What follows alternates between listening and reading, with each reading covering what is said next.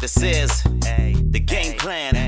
Let's go. When the team's on the air, you better know that it's over. These dudes colder than wintertime, grab a pullover. And if Cordell starts to speak, better know that it's on. He shut you down before you speak to let you know that you're wrong. So get your facts right, homie, before you step in the flames. Because James hates sitting down and listening to lames. And if Danny got $1 for every show that he kills, he'd be a millionaire living up in Beverly Hills. But if Holden wasn't a good guy, you'd probably be dead. Because this dude won't stop until he gets in your head. So turn the volume right up, because the game plan is on. The best in sports commentary is right after this song. Peace. We are back here again with the game plan. Me, your host, Cordell Moodie, alongside with me, we have Holden back with us, and of course, Danny Waugh, here to bring you all the action that just happened this week. A lot of craziness going on, Oh guys. my gosh. Absolutely Great craziness. weekend for football. Yes. Great weekend. Very interesting. A lot of close games, a lot of overtime games, Hail Mary. late game drives, underdogs. We Hail have Mary. it all. Everything happens. Yeah. Hail Mary. Hail Mary. Hail Mary. Hail And Mary. we will start with the Hail Mary. Hey, I finally got one. I finally got a segue. We will start with the Hail Mary. We will start with Thursday Night Football that just passed. Packers win 27-23. Crazy game. Nobody expected it to go down to the wire that it did. What'd you guys think? Break it down for us. Well, first of all, I thought the Lions deservedly should have won this game. I think most of Americans could agree that. I think that the defensive play on the defensive lineman of the Lions with the face mask calling Rodgers, I think that was a little on the baloney side of a call. I think it was more the shoulder pad, and Rodgers kind of went with it in order to get a call, which obviously did play out for them. But they shut Aaron Rodgers down for most of the game, and that's obviously, as we've seen before, that's how you beat Green Bay. 273 yards in the air, and 60 of those came on the last play of the game. So you could probably give him on about 213 yards overall and an interception, sacked 3 times. And then Matthew Stafford's finally starting to play back up to the potential that we know he can. So I really think that Detroit should have won this game. Credits to Matthew Stafford for getting hit in his receivers, getting Amir Abudallah and Matthew Stafford had some good rushes in there too. But all the receivers, 6 receivers had to catch that game, so spreading the ball out and finding ways to score. Good game by Detroit. This win does not mean anything for Green Bay, in my opinion. I don't even think Green Bay won this game. I'm saying they survived this game. This was a game of survival because Green Bay has been trying to figure some stuff out over the last couple of weeks because they're not at the team that could possibly win the Super Bowl. Green Bay got lucky. They survive. Hail Marys are always lucky plays. They're never designed strategically. It's just throwing up a prayer. Detroit should have won that game. They were on a 3-game winning streak. I thought that Detroit played great. They were up 17-0 at halftime. They should have continued to lead, but the Green Bay Packers came back and won with the Hail Mary. Excellent play by Detroit. I knew that Matt Stafford would not have the terrible season he would have the entire year. I knew he would be back alongside with Calvin Johnson, who played a pretty good game. He had 3 catches, 44 yards, but he had a touchdown pass, one of 2 thrown by Stafford, and Stafford threw no picks. So overall, Green Bay survived. Congratulations to them, but they still have a lot of problems they need to fix before the postseason. So then let me ask you guys this question. How in the world do the Lions lose this game? Everybody thought they had it hands down. How do they let Green Bay come back? Is it because Aaron Rodgers is that good? I don't think so. Because Aaron Rodgers hasn't been that good. So how do you let a team, your rival, come back and do something like that? I'm just going to say it again. I know I'm going to sound repetitive here. I don't think they let it happen. I think it was a very bad call that gave Aaron Rodgers the ability to do the Hail Mary. And, I mean, really, what can you do? That's whoever wants it the most on the Hail Mary, because Rick Rodgers, who caught it? Who caught the pass? Was it Richard Rodgers? Yes, I think it was Richard Rodgers. Rodgers to Rodgers. He came up at the last second, jumped up, caught it, pulled it down, snagged it right out of the Detroit's hands. So I guess it's a case of whoever wanted it more, and I guess it was Richard Rodgers in this case. But I mean, they outplayed them the whole time. I mean, Green Bay only had 67 yards rushing, only 24 carries. Aaron Rodgers, like I said, take away the Hail Mary at the last play of the game, he only has 213 yards and 2 touchdowns and an interception. So I don't think this was a case of the Lions letting them, as more along the lines of Green Bay just getting lucky and able to sneak away with the win. You agree? Yeah, I mean, Richard Rodgers wanted it more at the time. They didn't slip this game away. Just kind of happened, It wasn't like a long time-consuming drive. It wasn't like a 2-minute drill that they did. It was just it was literally the last play of the game. Like, do you remember a long time ago? I know I'm going to talk about college football real quick. But do you remember a long time ago? It was like, I think it was LSU versus Kentucky. LSU, the Bluegrass Miracle. LSU versus Kentucky. The Bluegrass Miracle threw up a prayer, and he somehow caught it. Me being an LSU fan, I'm a Saints fan. Obviously, I know exactly what happened on the play. Last play of the game, you're throwing it up. You're just trying to get something to pull out a win, and it tips off of Kentucky's players' hands. They thought they swatted it down. They didn't know. I don't know. He was number 9. I can't remember his name. He was number 9. And he's sitting there behind all the defenders, like 2 or 3 feet behind all the defenders, and the ball is just tipped into his hands. And sometimes in a postseason push, in a playoff push, you need a little bit of luck. Stuff like that. You need a little bit of luck. So. It's not, I mean, you can't dominate everyone. Sometimes you got to have a little bit of luck.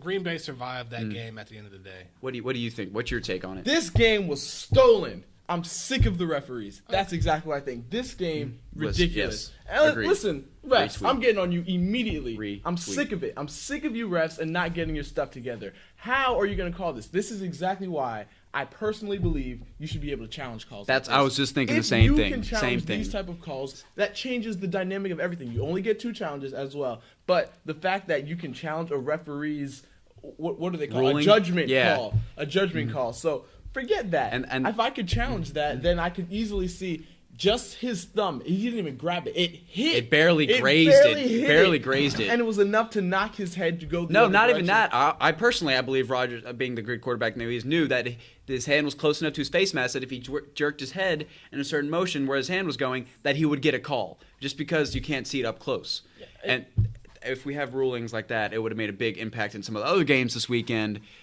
Carolina, we'll talk about that later. But I agree with you totally. Had Rodgers not twisted his head like that and just stood upright, I don't think he would have gotten that call. I think the game would have been over at that point. And the game should have been over at that point. And that's why I personally they stole this game. They should be happy that they got the victory because they did not deserve it. Exactly. They survived. They survived. This is the second time. Didn't this happen with Green Bay and Seattle? No. It was the opposite. It was the opposite. Yeah, Seattle took it that time. But somehow Green Bay's always involved. He had the game against Seattle. He had the catch against Dallas last year, and now you got the face mask call here. Look, sometimes teams are just more lucky than others. Like they I said before, you got to have luck. For the Deflate game and everything. Nah, I want to investigate Green Bay and call it Refgate. Okay, something is up. Something in the water. Okay, something's going on here. I want to figure it out. But Holden, you brought up a great point about a call in the Carolina. Can we talk about that game first? Let's go ahead and just get the only undefeated team in the league out the way. Wait. Hold up, buddy. Hold up, buddy. We had a. We'll get to it. And look, and if it was saying it was against Carolina that cost the Saints. It gives me and Holden a chance to air out all this tension. Look, it's not tension. I thought we should have won the game, but like I said, we're gonna get to this later.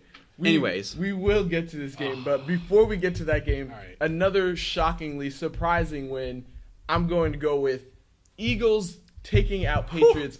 Patriots losing back to back.